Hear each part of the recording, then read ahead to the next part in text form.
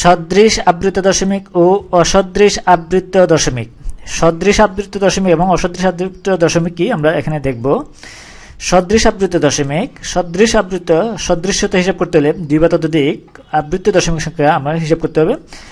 বলা হয়েছে যে 2 বা ততোধিক আবৃত দশমিকের দশমিক বিন্দুর পর যদি অনাবৃত অঙ্ক সংখ্যা এবং আবৃত অঙ্ক সংখ্যা সমান হয় তাহলে এটা কি সদৃশ আবৃত দশমিক, অন্যথায় অসদৃশ আবৃত দশমিক। আমরা যদি দুটি সংখ্যা লিখি আবৃত দশমিকে, যেমন 12.45 এখানে এই 4 এর উপরে 5 এর উপরে এই দুটা 4 5 45 আবৃত। আমরা আরেকটি সংখ্যা যদি লিখি এরকম 6.32 3 এর উপরে অর্থাৎ আবৃত অংশটুকু যদি এখানে 3 2 দুটি আবৃত, এখানে এই আরেকটি আবৃত 4 5 দুটি আবৃত। তো বলা হয়েছে যে 2 সদৃশ আবৃত দশমিক হচ্ছে 2 বা ততোধিক আবৃত দশমিক সংখ্যার দশমিক বিন্দুর পর যদি অনাবৃত অঙ্ক সংখ্যা এবং আবৃত অঙ্ক সংখ্যা সমান হয় তাহলে সদৃশ আবৃত দশমিক সংখ্যা হবে। তাহলে এখানে আমরা এই প্রথম এটা যদি প্রথম অঙ্ক ধরি তাহলে এই প্রথম অঙ্কে আবৃত অঙ্ক সংখ্যা হচ্ছে কি 2। এটা যদি দ্বিতীয় সংখ্যাটা ধরি আমরা, এটা হচ্ছে কি 6.32 হচ্ছে আবৃত অংশটুকু। এখানে দুটি অঙ্ক, এই দুটি অঙ্ক সংখ্যা 2 আর এখানে 2, তাহলে এটা কি এবং অনাবৃত অঙ্ক সংখ্যা দশমিক বিন্দুর পরে এখানে নেই, 12 দশমিকের পরে আর নেই এবং 6 দশমিকের পরে আর নেই, তাহলে এটা কি হবে সদৃশ আবৃত দশমিক। তাহলে অন্যথায় অসদৃশ আবৃত দশমিক সংখ্যা হবে। যদি অঙ্ক সংখ্যা সমান না হয় তাহলে ওটা কি হবে অসদৃশ আবৃত দশমিক। আমরা যদি এরকম দুইটা উদাহরণ লিখি যে এরকম 0.3456 এখানে 4 থেকে 6 এর উপরে ফুনফুনিক অর্থাৎ এই 4 5 6 এই আবৃত অংশটুকু। আরেকটি অঙ্ক যদি আমরা লিখি, আরেকটি সংখ্যা, এই সংখ্যাটি হচ্ছে কি 7.45 এবং 7 8 9 এই 7 থেকে 9 পর্যন্ত ফুনফুনিক অর্থাৎ এই অংশটুকু আবৃত অংশটুকু। তাহলে এখানে এই দুটি আবৃত দশমিকের সংখ্যার মধ্যে এই দশমিক বিন্দুর পর এখানে আবৃত অংশটুকুর অঙ্ক সংখ্যা হচ্ছে 1 আর এখানে হচ্ছে 2, তাহলে এখানে অসদৃশ আবৃত দশমিক। তাহলে সদৃশ আবৃত দশমিক সংখ্যা হচ্ছে এই আবৃত দশমিকের সংখ্যার দশমিক বিন্দুর পর যদি অনাবৃত অঙ্ক সংখ্যা এবং আবৃত অঙ্ক সংখ্যা সমান হয় তাহলে এটাকে সদৃশ আবৃত দশমিক সংখ্যা বলা হবে। কোন আবৃত দশমিকের আবৃত অঙ্কগুলো বারবার লিখলেও এই আবৃত দশমিকের মানে কোনো পরিবর্তন হয় না, অর্থাৎ এই দশমিক বিন্দুর পরে যদি এই ফুনফুনিক অংশটুকু যদি আমরা বারবার লিখি তাহলে এই আবৃত দশমিক সংখ্যার কোনো মানে কোনো পরিবর্তন হবে না। যেমন এরকম আমরা যদি একটি সংখ্যা লিখি যেমন 6.45 তারপরে 3 7 এই 3 এবং 7 এর উপরে ফুনফুনিক। আমরা এই 3 এবং 7 হচ্ছে কি আবৃত অংশটুকু।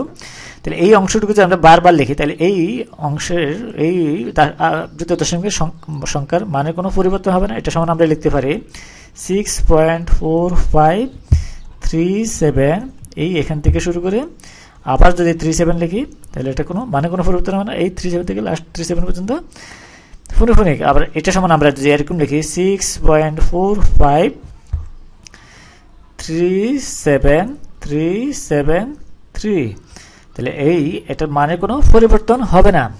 আমরা যদি একটু ব্যাখ্যা করে দেখি, এই দুটাকে যদি ভগ্নাংশ আকারে প্রকাশ করে দেখি, এই এটাকে আর এই অংশটুকু যদি আমরা ভগ্নাংশ প্রকাশ করে দেখি তাহলে দেখব যে এর মানে কোনো পরিবর্তন হয় নাই। তাহলে আমরা এটা সমান লিখতে পারি এই 6.4537 এই অংশটুকু আবৃত অংশটুকু এটা সমান আমরা লিখতে পারি।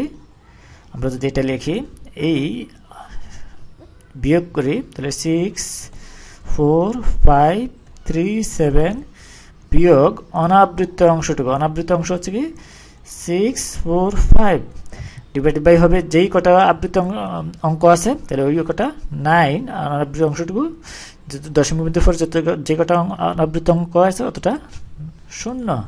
আমরা যদি লিখি তাহলে এটা আসে 9 9 এখানে 1 2 দুইটা অনাবৃত অঙ্ক তাহলে দুইটা 0 হবে আর দুইটা আবৃত অঙ্ক তাহলে দুইটা 9 সমান আমরা লিখতে পারি এটা সমান আসে তাহলে 6.4 4 5 3 7 কে যদি ভগ্নাংশ প্রকাশ করি তাহলে এটা আসে।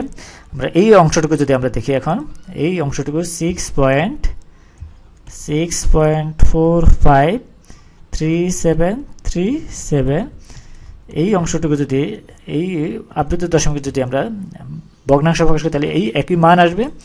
এটা সমান আমরা লিখতে পারি, তাহলে এখানে 4টি আবৃত অঙ্ক আছে, এখানে একটা, এখানে একটা, এখানে একটা, এখানে একটা, তাহলে 4টি 9 আর বাকি দুটা 0 সমান আসে। আমরা যদি লিখি তাহলে এই ভগ্নাংশটাকে যদি আমরা ছোট করে আসি তাহলে 63892 নিচে আসে 9900। তাহলে এই দুটি সংখ্যা ভগ্নাংশ এখানে এই যে ভগ্নাংশ হলো এখানেও একই ভগ্নাংশ পাওয়া গেল, তাহলে দুটাই কি হলো সমান। তাহলে বলা হয়েছে যে আবৃত দশমিকের আবৃত অংশটুকু যদি বারবার লিখে তাহলে এই আবৃত দশমিকের সংখ্যার মানের কোনো পরিবর্তন হবে না। তাহলে আমরা এই ভগ্নাংশকে প্রকাশ করে দেখা গেল যে মানে কোনো পরিবর্তন হয় নাই। এরপর দেখবো আমরা অসদৃশ আবৃত দশমিকগুলোকে সদৃশ আবৃত দশমিকে পরিবর্তনের নিয়ম। অসদৃশ আবৃত দশমিক আমরা জানি যেই দশমিক বিন্দুর পরে আবৃত ও অনাবৃত অঙ্কের সংখ্যা সমান নয় ওইগুলো হচ্ছে অসদৃশ। তাহলে অসদৃশ আবৃত দশমিকগুলোকে কিভাবে সদৃশ অর্থাৎ একই মানে দশমিক বিন্দুর পরে অঙ্ক সংখ্যা সমান আবৃত এবং অনাবৃত অঙ্কের অঙ্ক সংখ্যা সমান হবে, তাহলে কি সদৃশ আবৃত দশমিক বলে। তাহলে আমরা যদি দেখি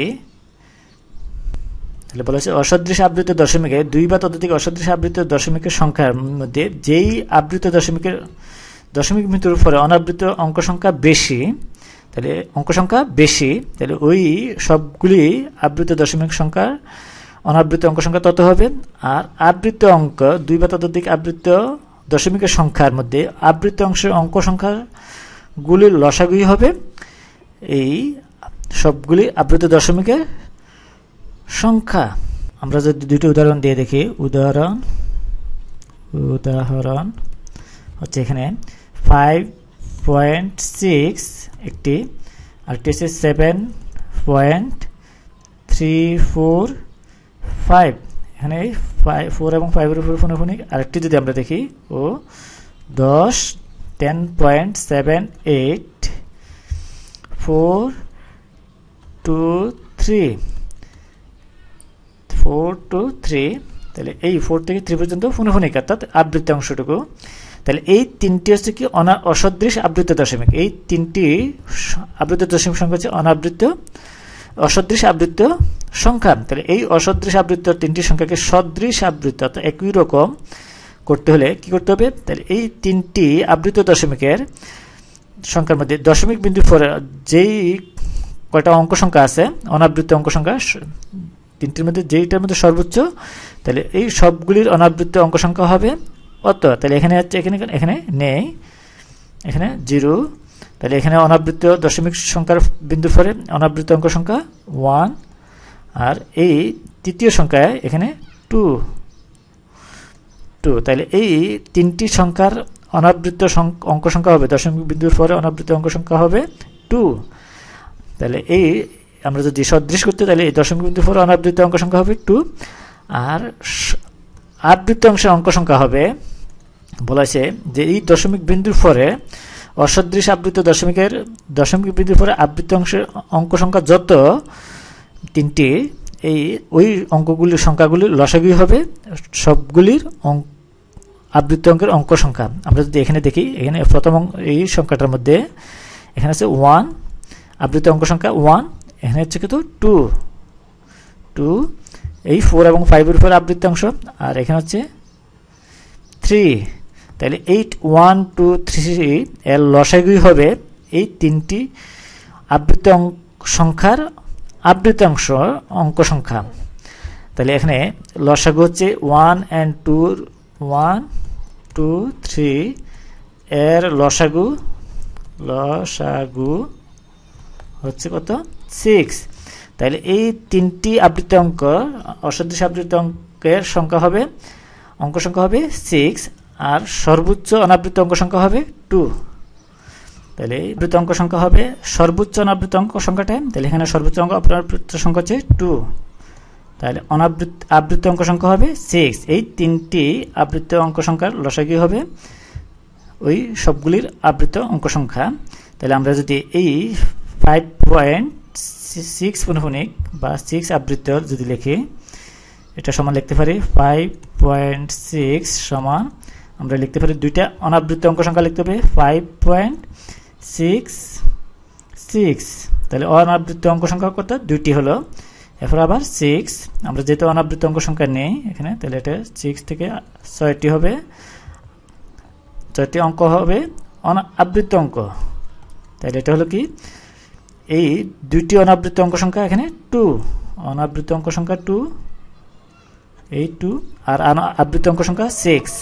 তাহলে 7.345 কে যদি সদৃশ করতে হয় তাহলে 7 এর অনাবৃত্ত অঙ্ক সংখ্যা লিখতে হবে 2, তাহলে 3 4, এরপরে 5 আমরা আবৃত্ত, এরপরে 4, এরপরে আমরা লিখব 4 5 4 5, কয়টা হলো? 3টে 5টা, আরেকটি হলো 4, তাহলে 6টি। তাহলে এই এখানে 6টা আবৃত্ত অঙ্ক আর 2টি অনাবৃত্ত, তাহলে সদৃশ হলো এই দুটি। এরপর আমাদেরকে এই 10.78, তারপর হচ্ছে 4 3 2, এই তিনটিকে আমাদেরকে কি করতে হবে?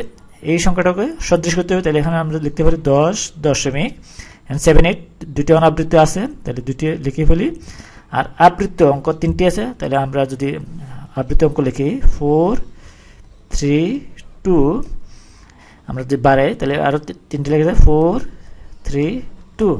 তাহলে এই 3টি আবৃত্ত অঙ্ক সংখ্যা সমান হলো, 3টি আবৃত্ত সংখ্যা সদৃশ হলো। তাহলে অসদৃশ আবৃত্ত দশমিকগুলোকে সদৃশ আবৃত্ত দশমিক পরিবর্তন করতে হলে কি করতে হবে? এই আবৃত্ত অঙ্কগুলির সংখ্যা, এই সংখ্যাগুলির লসাগু হবে মোট আবৃত্ত সংখ্যা, আর সর্বোচ্চ অনাবৃত্ত অঙ্ক সংখ্যাই হবে এই অঙ্ক সংখ্যাগুলির মধ্যে অনাবৃত্ত অঙ্ক সংখ্যা। তাহলে এখানে সর্বোচ্চ অনাবৃত্ত সংখ্যা হচ্ছে কি 2, তাহলে এখানে এই 3টি সংখ্যার মধ্যেই হবে অনাবৃত্ত অঙ্ক সংখ্যা, এখানে 2, তাহলে এখানেও 2, এখানে 2, আর লসাগু হচ্ছে কত? 6, তাহলে সবগুলি সংখ্যারই আবৃত্ত অঙ্ক সংখ্যা হবে 6। তাহলে আমরা সবগুলি অনাবৃত্ত, এগুলো সদৃশ আবৃত্ত অঙ্ক সংখ্যা।